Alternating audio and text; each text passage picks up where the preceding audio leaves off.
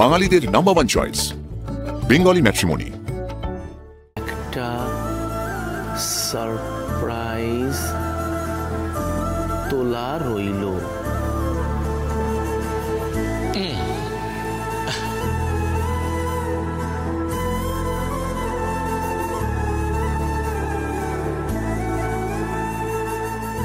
রথের দিন আপনার জন্য একটা সারপ্রাইজ তোলা রইল।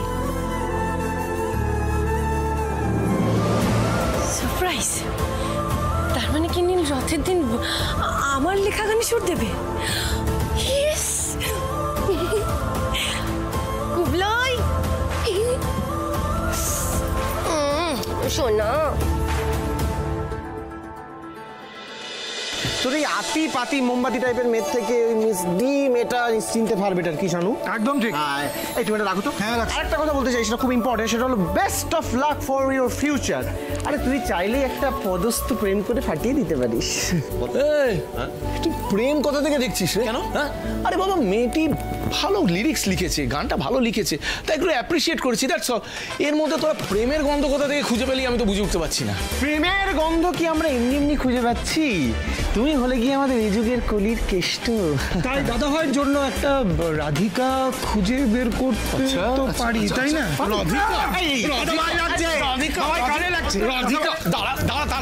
আমি কিছু ভুল বলিনি, আমি ঠিক বলেছি না? ও ঠিক বলছে। আরে আরে আরে আরে আরে আরে দৌড়চ্ছিস কেন তোরা? হ্যাঁ, কি ব্যাপার বলতো? এত রাত হয়ে গেল, তুই এখনো বাড়ি আসনি কেন? তোমার ছেলে যা করছে না, এই একটু বাদেই বেরোবো। উফ বাবা। এই শোন, হ্যাঁ, কালকে সকালে তাড়াতাড়ি আসবি। কেন? না মানে তোর পছন্দ মতো একটা ব্রেকফাস্ট বানাবো ভেবেছি, তাই। ও শোনো, বলছি যে পরশুর মধ্যে তো ব্লাইন্ড স্কুলের টাকাটা পাঠাতে হবে, মনে আছে তো? মনে আছে মা। কাল ওই অ্যাড ফিল্মটা ওরা আমাকে দেখাতে নিয়ে আসবে, আমি অ্যাপ্রুভ করে দিলেই ফার্স্ট পেমেন্টটা ওরা দিয়ে দেবে, সেখান থেকে আমি চেকটা পাঠিয়ে দেবো, ব্যাস। কিন্তু তোর বাবা? তুমি বাবাকে নিয়ে টেনশন করো না, আমি এতগুলো টাকা রোজগার করছি, তার মধ্যে থেকে কিছুটা টাকা তো আমি আমার মর্জি মতো খরচা করতে পারি, এসব নিয়ে তুমি চিন্তা করো না, বুঝছো?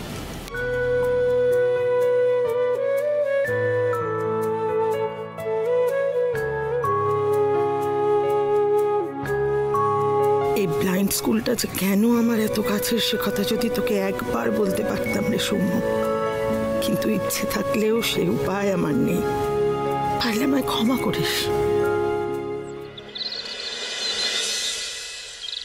বলছিলাম দুদিন বাদে তো রথযাত্রা, তাই ভাবছি প্রতিবারের মতো এবারও একটা ছোট করে পুজো আর নাম গানের আয়োজন যদি করি। যা করার করো, কিন্তু এসবের প্রতি আমার কোনো ইন্টারেস্ট নেই, কারণ তোমার এসব ব্যাকডেটেড পুজো পাঠ নাম গান এসবে আমি কোনোদিন ছিলাম না, থাকবো না, এসব এক্সপেক্ট করো না কিন্তু আমার থেকে। না মানে যদি অন্তত একটা ঘন্টার জন্য বাড়ির সবাই একসাথে। অ্যাকচুয়ালি মমসি, আমিও না ওই দিন থাকতে পারবো না গো, ওই দিন আমার একটা পার্টি আছে, অ্যান্ড ওটা অ্যাটেন্ড করতেই হবে, ওরা আমাকে 1 মাস আগে থেকে বলে রেখেছিল। মা তুমি চিন্তা করো না, আমি থাকবো। একদমই ভালো, আমি আর রনি তো থাকবো, আর পুজোর কাজে তোমাকে হেল্প করে দেবো। তোমার যা যা দরকার একটা লম্বা করে লিস্ট করে দিও, আমরা গিয়ে নিয়ে আসবো। এনে দেবে বলেছে বলে আবার 10 পাতার লিস্ট ধরিয়ে আমার টাকার যেন শ্রাদ্ধ করো লাইন। এমনিতেই তো তোমার এই পুজো পাঠ চ্যারিটি এসবের পেছনে আমার কত টাকা ওয়েস্ট হয়, সেটা যদি তুমি বুঝতে। আমি যতদূর জানি এই পুজো পাঠ এবং চ্যারিটির জন্য যে খরচাটা হয় সেটা আমি রোজগার করি, আর আমার রোজগারের উপরে অ্যাটলিস্ট 50%-এর অধিকার নিশ্চয়ই আমার আছে, তাই এই খরচা আমি কিভাবে করব সেটা বলার অধিকার না তো তোমার আছে আর নাই বাড়ির অন্য কারোর আছে।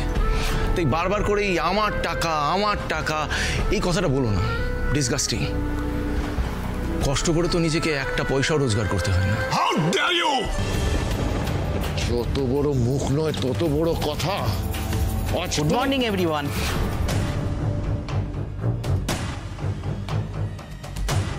Good morning. আপনারা এত সকাল সকাল এখানে ভেতরে আসুন না, ভেতরে আসুন, আসুন আসুন আসুন প্লিজ প্লিজ। আসলে অ্যাড ফিল্মটা রেডি হয়ে গেছে, তাই আপনাদের সবাইকে দেখাতে নিয়ে এলাম। এক মিনিট রেডি হয়ে গেছে মানে ক্লায়েন্ট এটা দেখেছে, অ্যাপ্রুভ করেছে? এক চান্সে অ্যাপ্রুভ করে দিয়েছে। আর এবার যদি আপনারা একবার একটু দেখে নেন তাহলে ওটাকে অন এয়ারে দেওয়া যেতে পারে। ইয়েস, আমরা তো দেখবো বলেই ওয়েট করে বসে আছি। আই এম শিওর দা ভাইকে এই ভিডিওটা হ্যান্ডসাম, হিরোইক অ্যান্ড ড্যাশিং লাগছে। হ্যাঁ হ্যাঁ, সেদিনে অ্যাড শ্যুটটা খুব ভালো হয়েছে, দেখুন দেখুন। দেখি। হ্যাঁ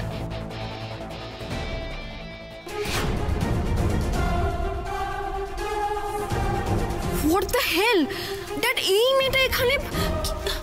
এই মেয়েটা অ্যাডের মধ্যে এলো কি করে? ও কি করছে এখানে? আসল কথা সেদিন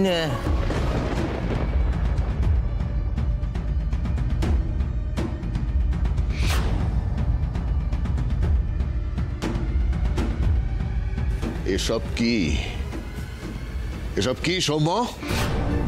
এত কিছু ঘটে গেছে আর তুমি আমাকে জানানোর কোনো প্রয়োজন মনে করনি? তোমার ব্র্যান্ডের কত বড় ক্ষতি হলো সেটা জানো তুমি? কি ক্ষতি হয়েছে না হয়েছে আমি জানি না, সেসব আমি হ্যান্ডেল করে নেবো। আর ছোটখাটো বিষয় আমি তোমাকে জানানোর প্রয়োজন বোধ করিনি। What do you mean?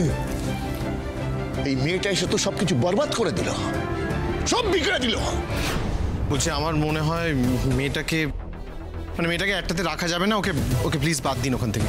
But sir, ওকে তো বাদ দেওয়া যাবে না, কারণ ক্লায়েন্টদের ওকেই পছন্দ হয়েছে, বারবার করে বলেছে ওকেই রাখতে হবে।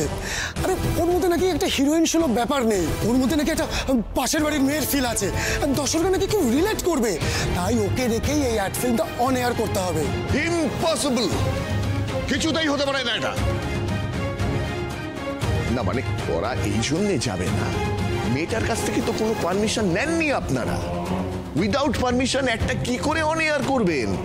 সেই কথাটাই তো আপনাকে বলতে এসেছিলাম স্যার, যে ওই মেয়েটির পারমিশন জোগাড় করতে হবে, না হলে কিন্তু অনেক টাকার লস হয়ে যাবে আর এসআরকে স্যারের পেমেন্টও আটকে যাবে। ব্লাইন্ড স্কুলের ডোনেশনের টাকাটা আমার যেভাবেই হোক পাঠাতে হবে, তার জন্য যা করার দরকার আমি করব।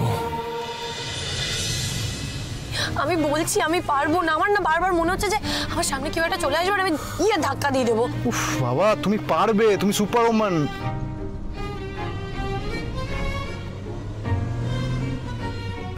সেট করো, সেট করো। বাস, আজ এই পর্যন্তই থাক, পরে হবে আবার। হ্যাঁ সেই ভালো, মরতে মরতে বেঁচেছি। চলো।